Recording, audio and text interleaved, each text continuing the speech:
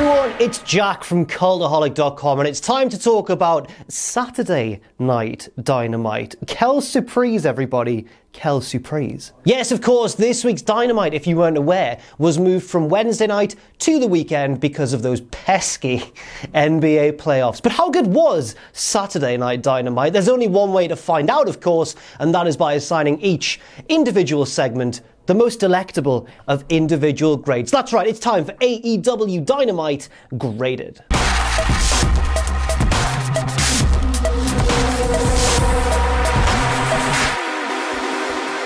We start things off with two teams immediately in the ring ready to go, and it would emerge that this was actually a very packed show. So this could be quite a long video, but I'll try and keep it as concise as I can. The two teams are FTR and Private Party, with Tully Blanchard at ringside, Tully B at Ring EC. But I found that a little bit strange. That's because, as far as we were aware, Tully Blanchard hated all the modern tag teams because they weren't the champions, while professing that they were the greatest tag teams in the world. And Tully last week called them out on that, both the Bucks and FTR. But now suddenly he's FTR's manager and he's got a branded jacket and everything. Is this because they beat up the Rock and Roll Express and he really hates the Rock and Roll Express? I don't know. Have I missed something on Being the Elite or on Dark maybe?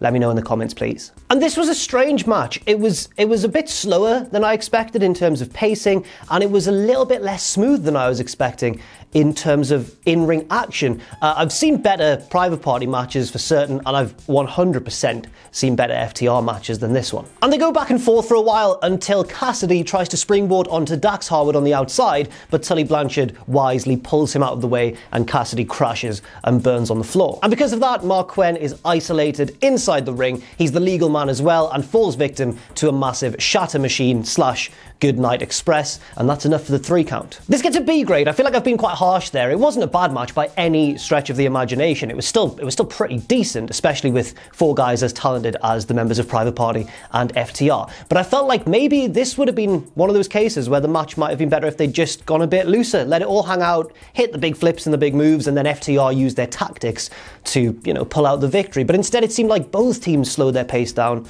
and I didn't enjoy it as much as I felt like I should have done. We then get a couple of backstage promos from Moxley and then MJF, so I'll just run them together into one segment. I really enjoyed this. First, we get Moxley, who talks about how MJF's campaign trail has been fun and everything, and he's been trying to point out Moxley's flaws. But if you really want to know Moxley's flaws, then you should just ask his wife, and she'll provide you with a multiple-page document of all of his flaws. Nice little Renee mention there, because, she's leaving WWE soon. Where's she gonna go? I actually don't know where she's gonna go, but I wouldn't be too surprised if she rocked up in AEW. Moxley then points out that MJF talks a lot. He's got a lot to say for himself, and where Moxley's from, Cincinnati, Ohio, the toughest guys don't usually have very much to say. Therefore, Moxley is wondering what MJF has to hide, and he talks about how MJF said he's going to be the man to lead the company and the business for the next 25 years, and he says, honestly, I hope that's true, because MJF is so talented in every way, and I hope he does realize his potential. But then Moxley says, his day will come, but that day is not going to be September 5th. Then we get MJF, surrounded by his campaign team, in a neck brace, really overselling the paradigm shift that he took last week. He compares Moxley to Napoleon and Genghis Khan, other dictators that he's comparing to Dictator John, and he says that the paradigm shift is an abomination, and he breaks down in tears and he's holding his neck in pain, and he's really playing the victim here, essentially. We also get, over his shoulder, a shot of, I can't remember her name, but his campaign manager, who he's always telling to smile, just smiling horribly awkwardly while MJF is just breaking down, and it's really disturbing and twisted in the best possible way. Because MJF has broken down and he clutches Wardlow's hand for support, his lawyer steps in to finish the promo. And his lawyer is a good promo as well. MJF's lawyer says there has been an online petition for the banning of the paradigm shift and says there have been 5 million signatures, which I 100% believe that. No questions asked. The lawyer then says that they've drawn up a contract, and the contract, should Moxley sign it,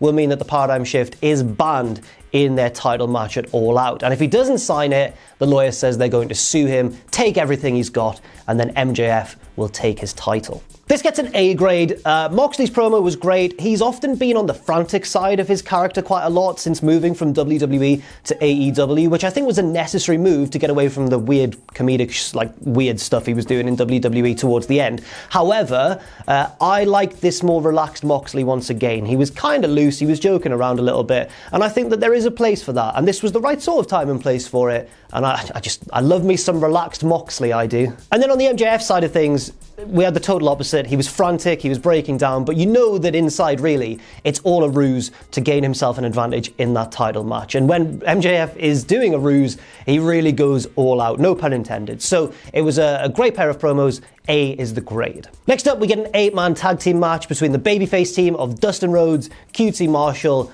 Luchasaurus and Jungle Boy, and the heel team of the Butcher, the Blade, and the Lucha Bros. This was a bit of a junk food match. What I mean by that is, there's not a lot of substance to it. You wouldn't have it all the time, and it's bad for you if it's the only thing that you consume. But once in a while, it's a nice cheeky little treat, isn't it? There were lots of moves here, lots and lots of just moves upon moves upon moves, but it was largely entertaining. In fact, maybe if this match had been a little bit more like the opening tag, and maybe if the opening tag had been a little bit more like this match, I feel like it would have worked better if both of those matches, it's like they were in opposite spots on the show, weirdly. But some storytelling does come along in this match. It does arrive eventually, towards the end, where Pentagon has got the advantage. He's setting up for the Lucha Bros finisher, but instead of Phoenix on the top rope, it's the Blade, and he doesn't really know what to do. He's not very comfortable. He just hops down on the apron, and they start arguing. Pentagon shoves him. The Blade is therefore tagged in. He gets in the ring. He's now the legal man. They start shoving each other again, and the Blade gets shoved backwards into a roll-up from Jungle Boy, and the babyface team steal the win. And as the face team leaves, the heels are all in the ring, just bickering amongst each other, and they really need to get it together. And who better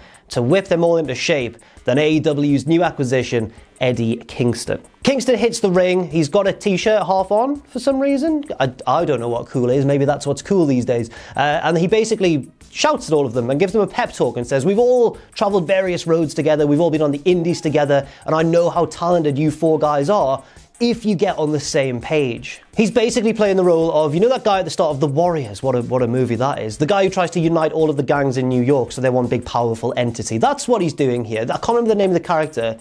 He's the one who shouts, can you dig it? I can't remember which one. If you've seen it, please let me know. I can't be dealing with this Warriors stuff. Anybody watching this under the age of 40 are going to be like, the Warriors, what are you talking about? Anyway, all four guys hug it out with Eddie Kingston, and he looks above the hug and winks at the camera in sinister fashion. He is planning something. This gets a B grade as well as the opening tag match. I was entertained at parts of the match, certainly, but it was a little bit haphazard. And afterwards, the promo was good, but I don't know how I feel about Eddie Kingston leading this stable. Maybe it'll turn out really good. I'm sure he'll make the most of it on the mic. He is one of the best promos around. But what happens when Pat comes back? To be fair, I would love a power struggle feud between Kingston and Pat for control of the stable. I don't know. Really can't tell which way this is going to go. A little backstage segment now, too short for a grade, but certainly worth mentioning because it has match developments. Dr. Britt Baker is there, warning Kip Sabian and Penelope Ford of the dangers of germs in saliva, because they're always getting off with each other, aren't they, those crazy kids? But Britt Baker uses this to become sort of friendly with them, and she says, you know what?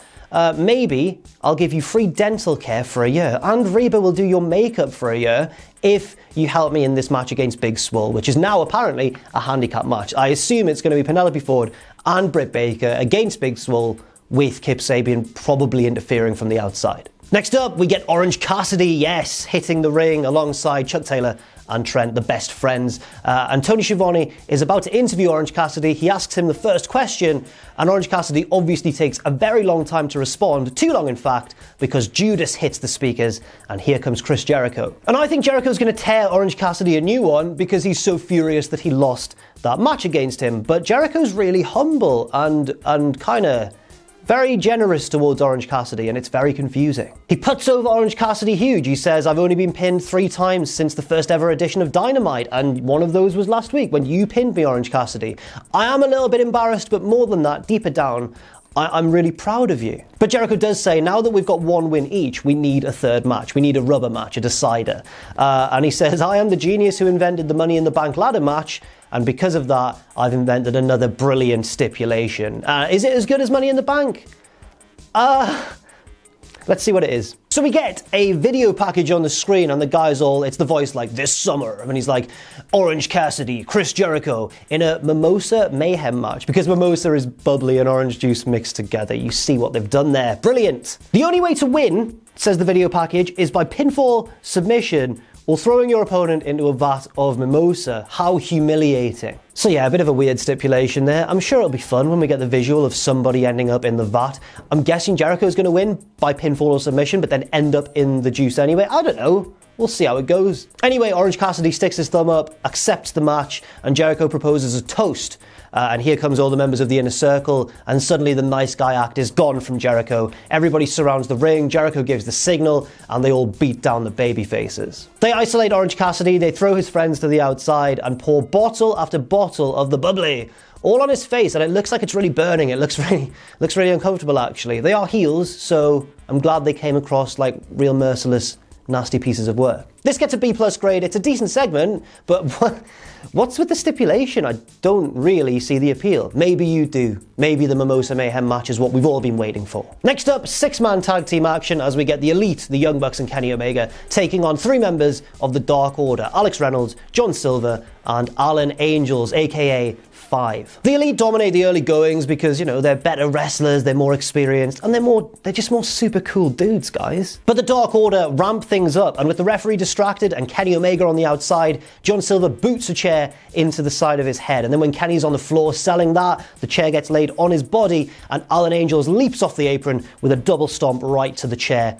to the gut of Kenny Omega. But this match really does not have a lot of room to breathe. Everything is going on at once. The Bucks fight back with loads of double team moves, then the heels fight back with loads of double team moves, and then Allin Angels goes for a moonsault and they just super kick him upside down in midair, and it's just like, any one of these moments in isolation would be fantastic, but they run them all together so fast, it's hard to catch your breath as a viewer.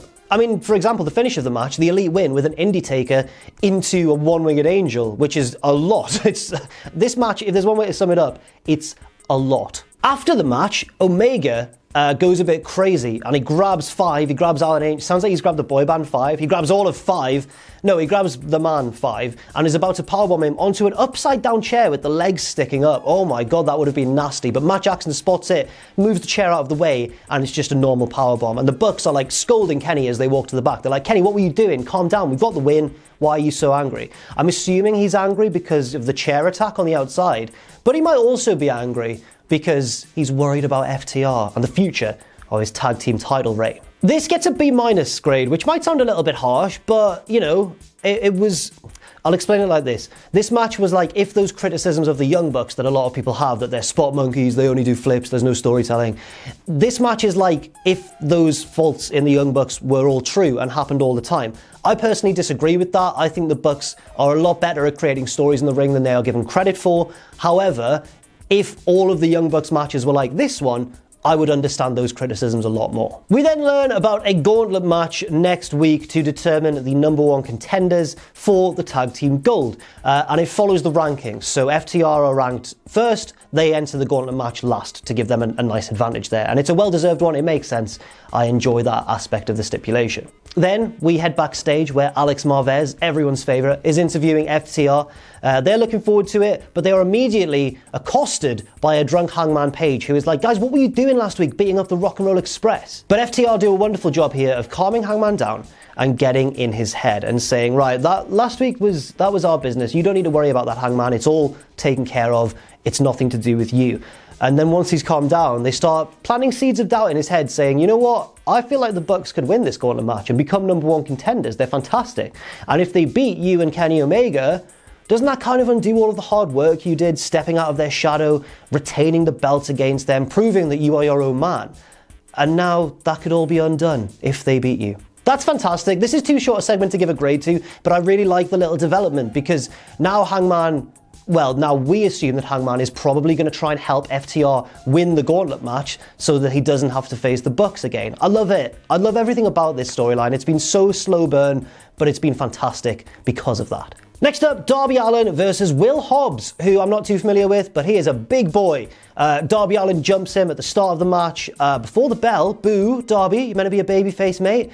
But he actually starts getting dominated by Will Hobbs. Yeah, Darby's getting beaten down for the majority of his own squash match, which is just embarrassing, but he does fight back in the end after a couple of minutes. Big stunner, big coffin drop, and he picks up the victory. Then Taz gets on the mic, he stands up from the announce table, gets on the mic, and says, right, Darby, it's time to introduce you to the newest member of my stable, and his name is also Darby. And then Darby's music hits, and here comes Ricky Starks, dressed as Darby. It's really, really weird. Like, you know, Ricky Starks has got a skateboard and his face is painted and he's looking all miserable, like, oh. And Taz is like laughing along on commentary, like, ha ha, we're rizzle-razzling you, my friend. And I don't understand it that much. I don't think Darby's been like totally pwned here, has he? It's just a bloke dressed as him. I don't know, it's kind of like when WWE get comedy wrong. It just gave me, I wasn't a fan of this segment. But things do ramp up slightly because it's all a distraction, and here comes Brian Cage from behind with the FTW title, rams it into the back of Darby's head. Darby is down and out, and Ricky Starks is in the ring, and he pours water on Darby, washing off his face paint, and he says, look, the difference between me and you is that I don't need face paint to be special. Ricky Starks then heads all the way up to the second rope and hits a coffin drop of his own on Darby Allin. Unfortunately, this segment gets a C- from me. The match was alright. I enjoyed Will Hobbs. I'd like to see a little bit more from him. Maybe he's got quite a lot of potential, I suppose. I certainly enjoyed it. But the segment largely for me was really cringy. I like Starks versus Allin as a matchup. I like that they were going to probably get a future match between the two of them, but I'm not enjoying the way they're getting there. Next up, another short, no-grade segment, but it's an entertaining one. Sammy Guevara's there with his cue cards, and it turns out that Matt Hardy has got a hold of them because, you know, the handwriting changes. It starts to say things like, Sammy is an idiot, he will get deleted. And Sammy realizes, and he's like, uh-oh, and then gets jumped by Matt Hardy from behind. And Matt beats up Sammy Guevara. I personally know how it feels to get beaten up by Matt Hardy, of course. And then Matt throws him off the stage, and Sammy does a perfect flip and goes through a table, which admittedly is not something that I can actually relate to. Gonna practice my flips. And next up, we get a segment, a little backstage promo from Thunder Rosa, out of nowhere, the NWA Women's Champion. She's cool, I like her. She basically calls out Hikaru Shida. Again, there's no grade, it's very short, but I really enjoyed her energy here. She was really intense, really cocky. I thought she was excellent. I enjoyed her in Lucha Underground as well.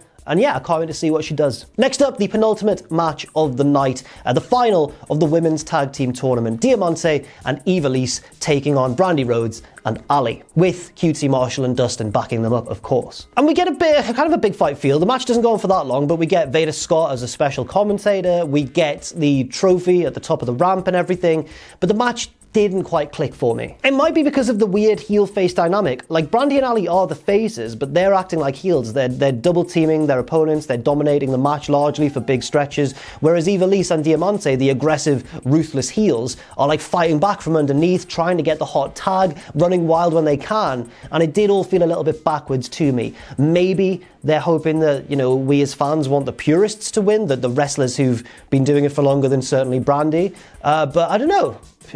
It felt a bit confused to me. Anyway, no, not anyway, because the next thing that happens is an example of what I've just said. QT Marshall gets on the apron, the babyface manager trying to distract the heels. It's weird, I don't really understand. He gets knocked back to the outside. Brandy gets backdropped over the top rope onto him, leaving Allie isolated inside the ring, and Diamante and Ivelisse pick up the win and win the whole tournament. And I'm thinking, okay, maybe they're the faces now. Maybe we're happy for them because they've won this tournament. And then they get to the top of the ramp, they get presented with flowers, and they just trash them, and they're like mean mugging in the camera, like, yeah, we did it. And I'm thinking, are they the faces? I can't work out what's going on. It gets a C grade because the action was like largely fine, but I don't know how we were meant to feel. But I certainly do know how we were meant to feel in the main event, the TNT Championship match between Cody and his most dangerous foe yet, Brodie Lee. And it's done so perfectly. It totally blindsided me what happened. And if you've not seen it, hopefully this surprises you too. Cody comes out all cocky. He's got, you know, his entourage. He's bouncing around. He's doing little jabs. The bell rings and he's just there with a flurry of little pro wrestling Prince punches. And then Brodie just boots his head off and starts dominating. Yeah, he boots him in the face, he throws him to the outside, over the guardrail, back in the ring, couple of massive power bombs, discus lariat. 1, 2, 3. Whoa. Cody's been totally squashed. Like, this was a squash match, 100%. The Dark Order all pile into the ring, they're all celebrating. We get the great visual of Tony interviewing the new champion while Cody is loaded onto a stretcher in the background and all the Dark Order around. It looks fantastic. Brodie says he was created by people like Shivani, executives, people with power, but because of them, it's now Brodie who has the power, and he's got the TNT Championship. And this was great. This was Brodie's best promo, I think, since joining AEW. Cody is still being very Cody Rhodes about the whole thing. He gets stretched to the top of the ramp. He gives the brave babyface thumbs up. And the Dark Order just close in on him, on the stretcher. Arn is there, he takes out a couple of Dark Order members, but the numbers overwhelm him. They beat up Arn, they tip the stretcher over, Cody falls off it, he's got his neck brace on, and Brodie Lee gets this bag and just bashes Cody over the head with it. And it's revealed, that it's full of shards of the old TNT Championship, and he just tips them over Cody's body. They drag Dustin and QT out, the limp bodies of Dustin and QT, who were beat up backstage, I assume, to stop them from interfering or saving Cody, which is a nice little explanation for why nobody's saving him. Brandy does come out, but Brodie gives the order and Anna Jay just chokes her out, and we get the closing image of Cody and Brandy unconscious on the ramp with shards of the TNT Championship all over them as Brodie holds up the new belt. And I'm like, yeah, what a finish to the show. I've got to give this closing segment an A+. It was fantastic. I was really enjoying Cody's reign and I couldn't wait to see where it went. I thought he was going to maybe turn heel as champion, but no, this was perfect. So well done, so good. It's addressed a lot of the criticism that Brodie has been buried a little bit since losing to Moxley. Now he looks like a threat, 100%. And Cody needs to rebuild from here. Will he rebuild as a face or as a heel? We don't know, but he's been absolutely destroyed. And it was fantastic. So overall, the show for me gets a B grade. It was, until the main event, it was kind of one of the weakest Dynamites I could remember, but it was totally saved by that main segment. The match, or the few minutes of the match, the aftermath, the beatdown, the promo, it was all fantastic, and I can't wait to see what happens next. I'm looking forward to All Out still. I think next week's Dynamite is on Thursday, correct me if I'm wrong. So I'll catch you then. Thanks very much for watching. Leave your thoughts and opinions in the comment section down below. Stay safe out there, stay positive, and I'll see you very soon.